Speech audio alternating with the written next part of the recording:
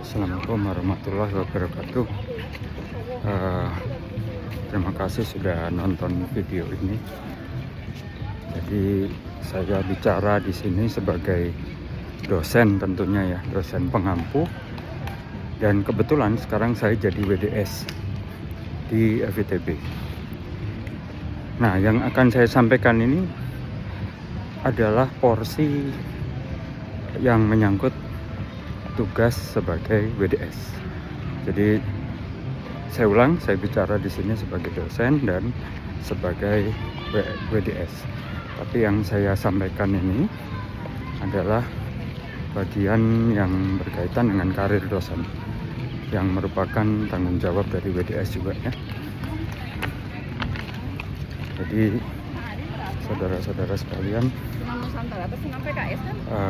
mohon maaf saya tidak bisa bertemu langsung. Ya, saya tahu Anda anak-anak wali saya perlu bimbingan, tapi rasanya dengan cara berkomunikasi yang sekarang sudah cukup buat kita mengevaluasi ya, kegiatan masing-masing. Kalau ada plus dan minusnya bisa langsung disampaikan lewat media yang biasa kita pakai ya. Jadi sekali lagi mohon maaf, namun demikian video ini mohon dianggap sebagai, dihitung sebagai upaya saya untuk membina ya.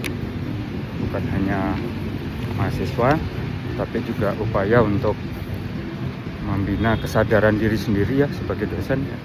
Jadi ibu dan bapak dosen yang nonton video ini juga tidak salah ya. Ini sama-sama lah kita sebagai dosen juga melakukan refleksi.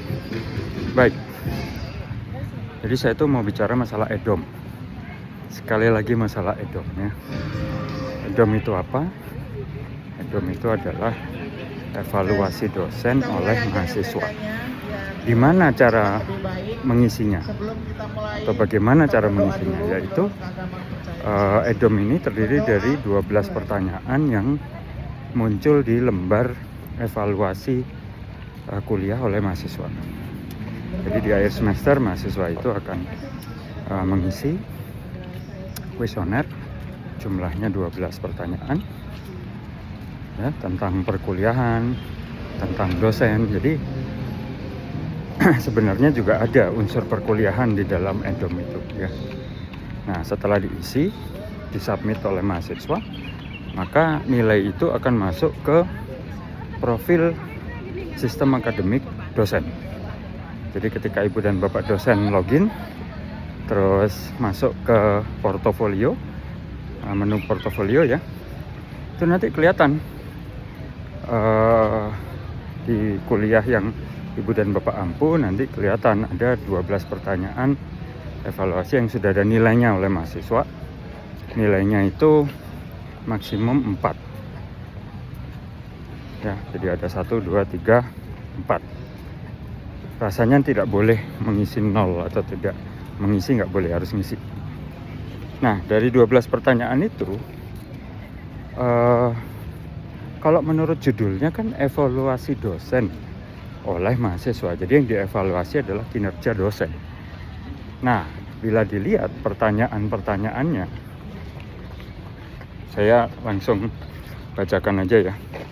Jadi ada 12 pertanyaan, tapi yang sudah pasti bukan di ranah dosen sebagai individu yang bekerja di suatu kampus, di kampus manapun, termasuk di kampus kita, itu adalah pertanyaan nomor 9, 10, 11, dan 12. Nomor 9 adalah sarana prasarana untuk mata kuliah tersedia dengan memadai. Nomor 10, tersedia cukup fasilitas pendukung di luar kuliah yang memungkinkan saya, yaitu mahasiswa, mengikuti mata kuliah dengan baik. Nomor 11, saya berusaha dengan sungguh-sungguh mengikuti mata kuliah ini. Saya itu siapa? Mahasiswa. Jadi nomor 11 itu sebenarnya mengevaluasi mahasiswa juga sebenarnya.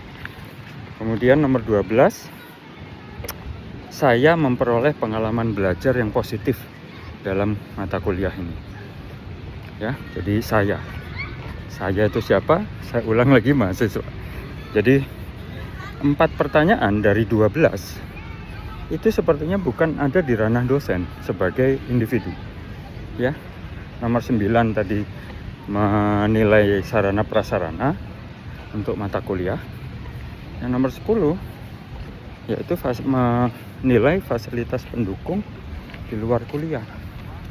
Nah, itu kan juga sama, bukan tanggung jawab dosen secara individu ya, tapi tanggung jawab kampus ya, atau unit kerja yang menangani itu ya.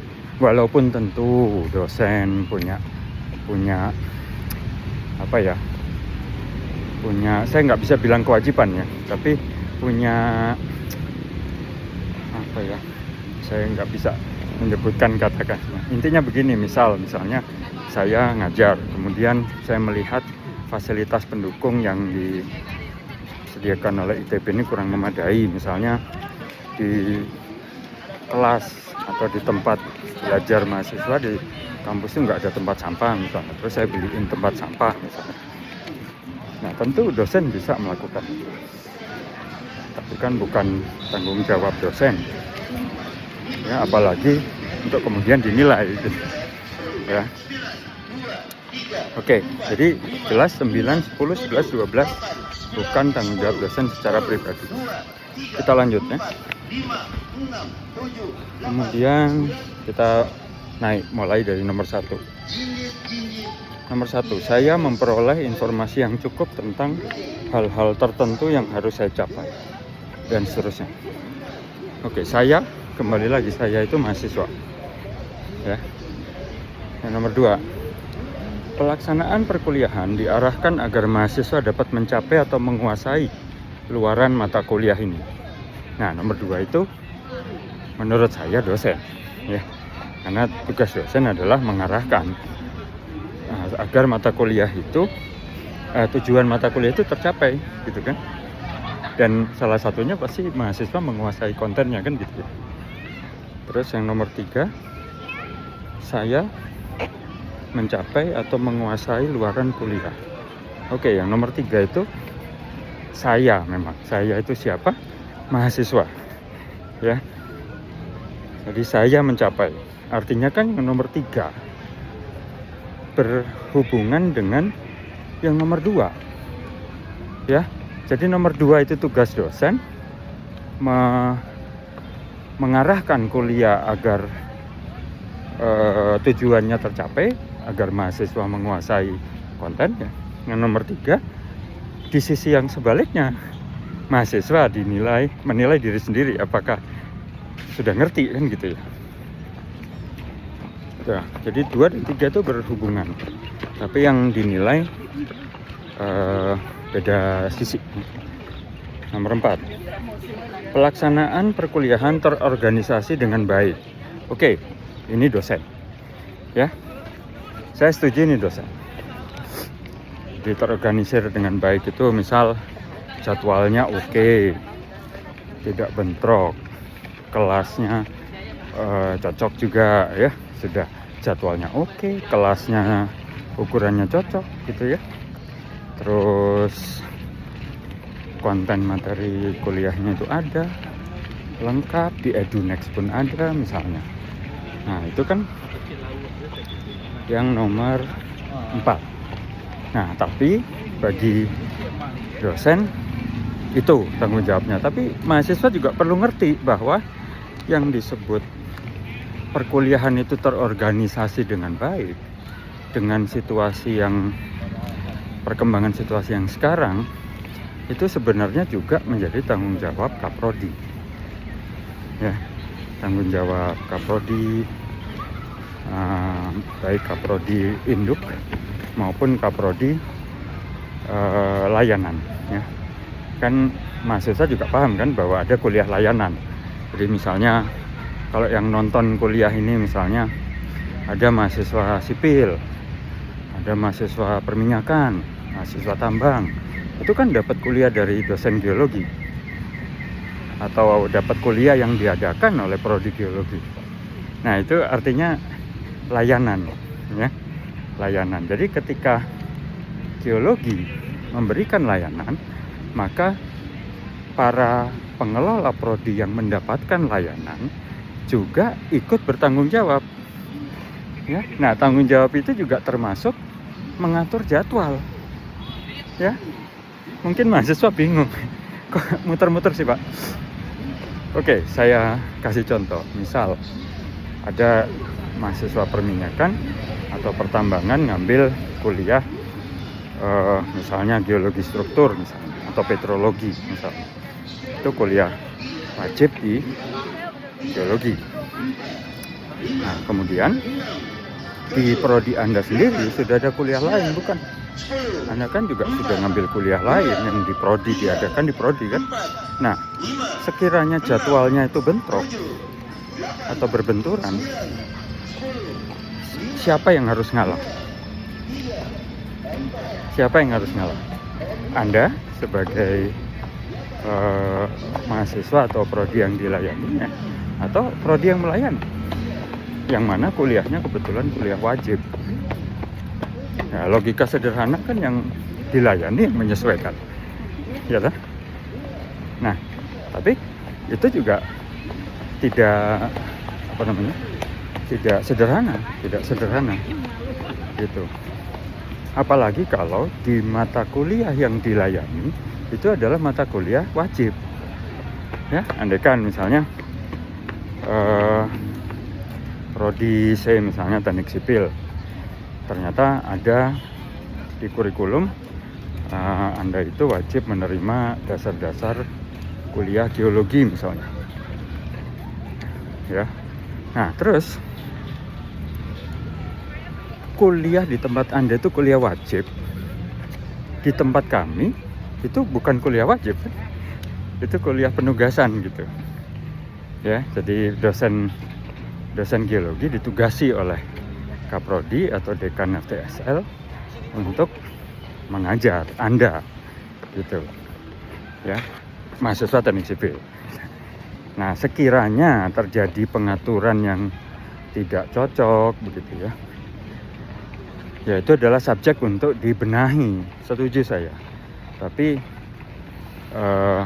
kalau menurut saya ya bukan menjadi tanggung jawab dosen pengampu jadinya gitu kan, karena kan itu urusan sudah multi stakeholder lah istilah sekarang, ya.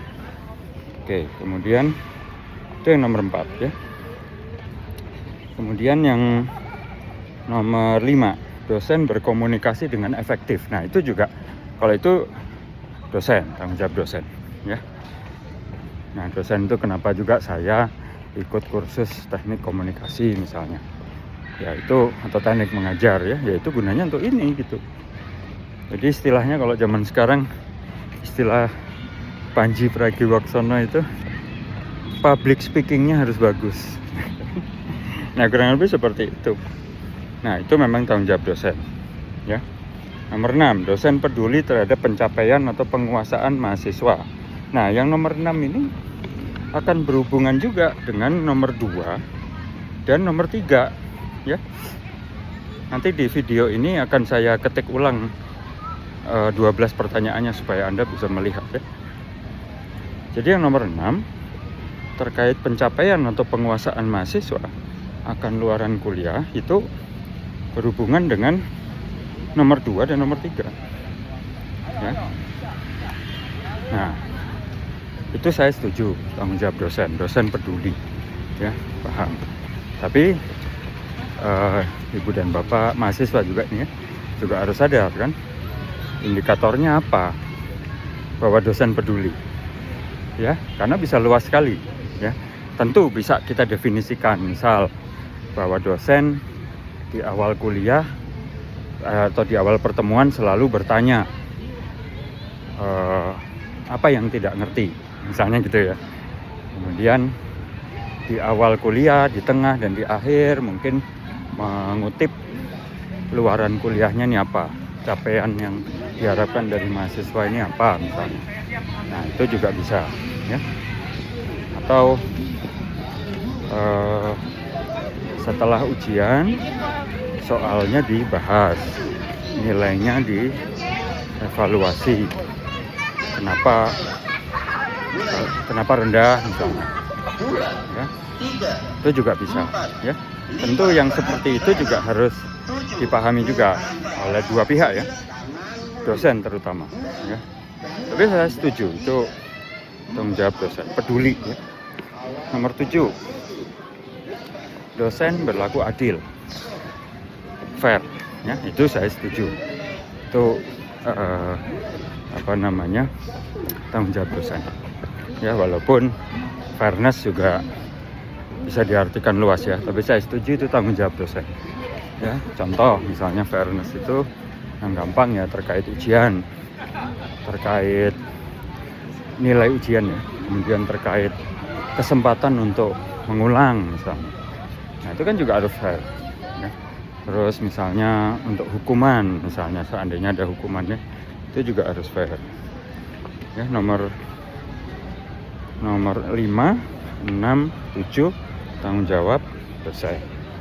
Terus yang nomor 8, beban kerja mata kuliah sesuai dengan SKS. Nah, ini memang awalnya tanggung jawab dosen, ya, awalnya itu kapan? Yaitu ketika kurikulum itu masih sangat dosen oriented. Dosen oriented, ya. Entah kurikulum tahun berapa itu, ya. Mungkin pas saya kuliah kali, ya. Mungkin awal 2000-an lah gitu. Jadi itu memang dosen punya kewenangan penuh menentukan itu. Perlu ini, perlu itu, perlu ini, perlu itu gitu, ya. Perlu praktikum, perlu ekskursi, perlu macam-macam. Itu dosen. Nah, tapi dalam perkembangan kurikulum yang selanjutnya itu sudah kadang-kadang sudah rancu, ya, antara kuliah itu, ya, spesifikasi kuliah itu antara kewenangan dosen dengan kewenangan prodi misalnya, kesepakatan di prodi, atau kewenangan dekan, kewenangan rektor dalam mengarahkan renstra misalnya. Itu nanti akan berpengaruh itu, atau bahkan menteri, ya. Kita kan sudah ngalamin misalnya menteri menjalankan program MBKM misalnya, ya, Merdeka Belajar Kampus Merdeka. Terus ada lagi menteri misalnya tagline-nya misalnya kampus berdampak, gitu, ya. Kemudian jauh sebelumnya ada lagi misalnya student oriented learning atau problem based learning dan seterusnya. Nah, itu kan secara langsung dan tidak langsung mempengaruhi penetapan SKS, ya. Itu dulu penetapan SKS dulu, ya.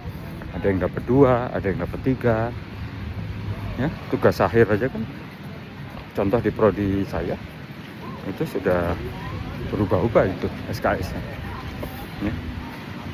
Nah, itu baru SKS. Nah, terus kemudian muatan dari kuliah itu sendiri itu juga karena seringkali jumlah SKS itu di drop, ya, dari atas, ya. Jadi SKS itu tidak dibangun dari bawah seperti sebelumnya, ya, yang saya bilang dosen oriented itu, tapi dari atas. Ketika misalnya jumlah SKS S1 itu dari berapa? 150 atau 160 awalnya zaman dulu menjadi 144. Nah, itu kan artinya ada pengurangan SKS, ya.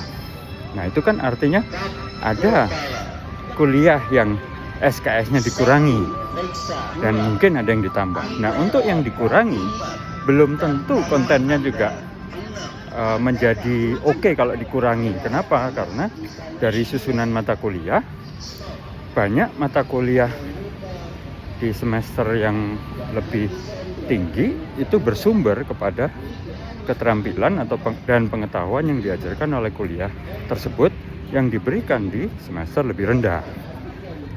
Nah, jadi bisa jadi kan SKS-nya turun, tapi kontennya juga tidak benar-benar bisa dikurangi sesuai SKS. Ya, nah itu yang masalahnya, dan itu dibebankan ke dosen pengampu sebagai suatu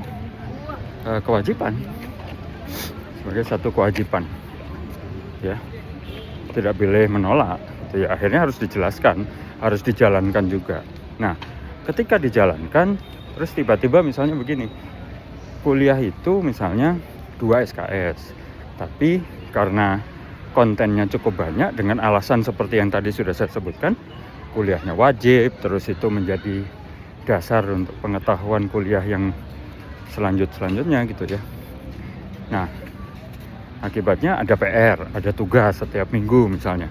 Nah, itu kan bisa dihitung gitu ya, bahwa kewajiban mahasiswa untuk stay pada konten yang sama itu kan lebih banyak dari 2 SKS gitu ya. Nah, kemudian mahasiswa memberikan nilai jelek misalnya gitu ya. Nah, itu kan juga menjadi tidak fair sebenarnya kalau itu betul-betul dibebankan kepada dosen. Ya, sekali lagi, karena intinya adalah karena SKS, kurikulum, konten kuliah itu kadang-kadang juga sudah nggak bisa lagi dosen oriented. Walaupun pada kenyataannya memang dosen masih diminta untuk menyusun kontennya ya.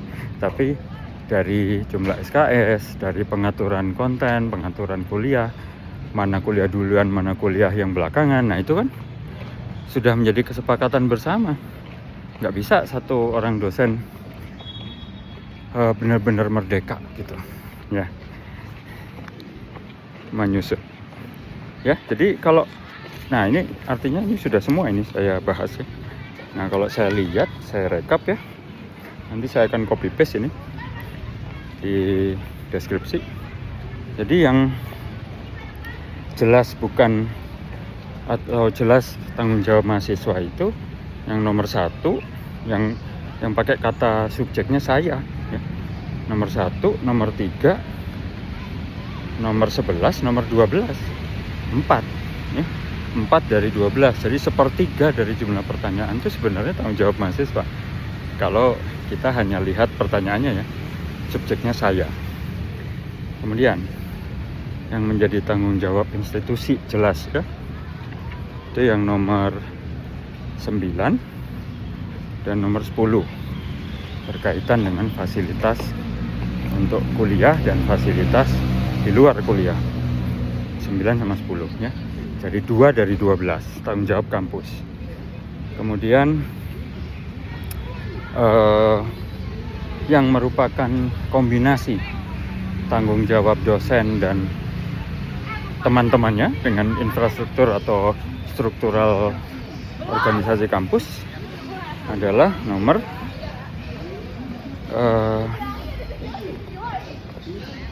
4 ya, yang pelaksanaan perkuliahan terorganisir dengan baik ya. Itu dosen punya tanggung jawab. Dalam kasus kuliah layanan ya, komponen yang minta dilayani juga bertanggung jawab kan. Jadi tidak fair kalau nomor 4 sepenuhnya dianggap tanggung jawab dosen juga. Kemudian yang gabungan itu nomor 8, beban kerja untuk mata kuliah sesuai dengan SKS. Nah, itu juga campuran itu ya, nomor 8. Nah, pada akhirnya yang menurut saya dosen punya tanggung jawab penuh atau mayoritas tanggung jawab itu ada di nomor 2 ya, nomor 2. Terus nomor 5 yang berkomunikasi dengan efektif ya. Saya ulang ya, nomor 2 yang tanggung jawab penuh dosen atau mayoritas tanggung jawab ada di dosen. Itu yang nomor 2, pelaksanaan perkuliahan diarahkan agar mahasiswa dapat mencapai luaran kuliah. Terus nomor 5, dosen berkomunikasi dengan efektif ya. Kemudian nomor 6, dosen peduli terhadap pencapaian. Nomor 7, dosen berlaku adil, fair kepada mahasiswa. Nah, itu sepertinya itu tuh. Jadi yang tanggung jawab dosen itu di 2, 5, 6, 7. 2, 5, 6, 7. Nah, nilai-nilai di pertanyaan nomor 2, 5, 6, dan 7 itu memang objektif atau punya sasaran cukup dominan ke dosen secara individu ya, dosen individu. Nah itu. Nah tapi begini ya, walaupun penjelasan saya ini sifatnya generik ya, umum, tapi harus dipahami bahwa ini baru subjektif saya yang mengemukakan pendapat ya. Saya juga belum belajar dulu EDOM itu didesainnya gimana caranya, tujuannya untuk apa, saya belum belajar itu. Jadi ini benar-benar penilaian subjektif dari saya saat ini ya, setelah melihat beberapa fenomena dan pengalaman saya sendiri ya. Itu. Nah, sekarang EDOM itu kalau ada pertanyaan nih mahasiswa ya, EDOM itu kenapa sih Pak kok jadi penting sekarang? Ya sebenarnya pentingnya sejak dulu gitu ya. Tapi sekarang jadi sensitif. Kenapa? Karena satu, EDOM itu dihubungkan dengan sistem karir dosen atau karir dosen ya, betul, yang ada di ITB, yaitu melalui aplikasi namanya Haris. Nah, di Haris itu ada penilaian kinerja dosen. Nah, di dalamnya ada komponen penilaian dosen oleh mahasiswa, itu ada ya.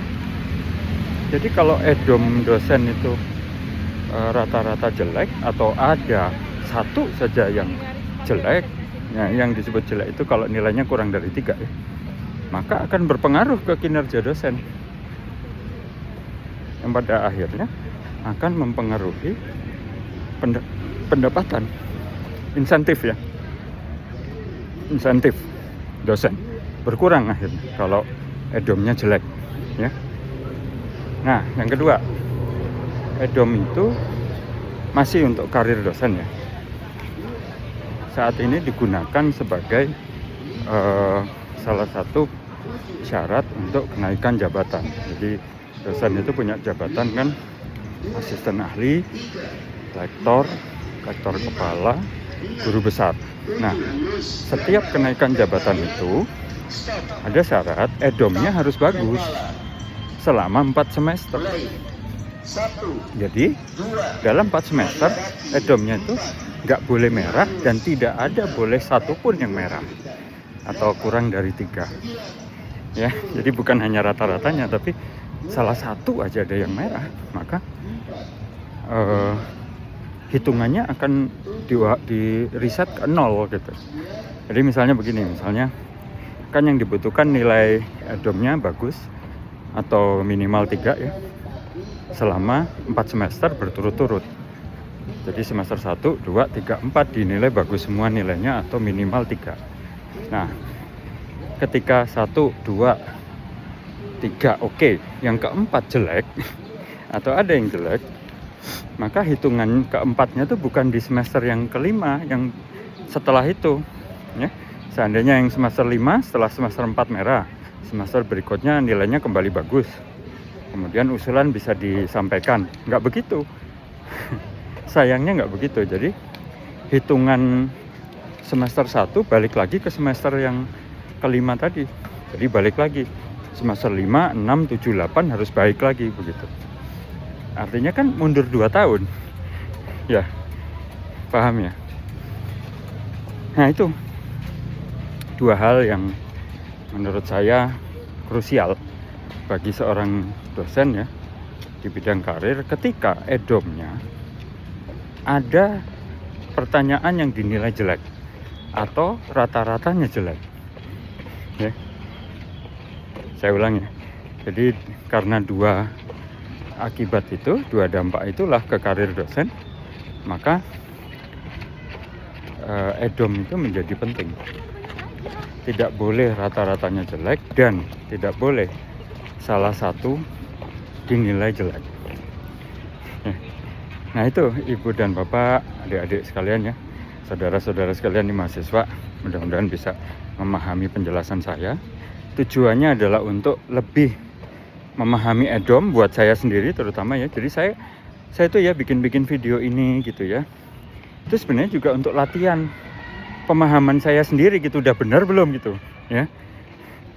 Ya, jadi cara yang belajar, yang katanya cara belajar yang baik itu kan setelah tahu, bagikan, ajarkan gitu, supaya lebih nempel, dan kalau salah ada yang ngasih tahu kan gitu. Jadi mohon ibu dan bapak, rekan-rekan dosen, adik-adik mahasiswa ya, saudara-saudara sekalian, kalau ada yang entah tidak setuju atau ingin melengkapi ya tolong ketik di kotak komentar gitu ya. Dan saya nggak seperti YouTuber yang lain, mungkin saya boleh ya bilang saya YouTuber ya, yang hanya nyuruh ngetik tapi nggak pernah dibalas ya. Insya Allah saya balas, tapi di mention ya, di tag nama saya gitu di kotak komentar. Itu ibu dan bapak, jadi mohon maaf kalau ada yang keliru, mohon maaf kalau ada salah penyampaian. Kalau saya salah tolong dikasih tahu yang benernya gimana. Mudah-mudahan bermanfaat untuk kita semua sebagai dosen, dan tentu juga bermanfaat untuk adik-adik mahasiswa ya. Terima kasih, selamat pagi dari lapangan Saparua. Kondisi sekarang saya udah bergerak 10,9 km. Terima kasih, selamat pagi, sehat semua. Assalamualaikum warahmatullahi wabarakatuh.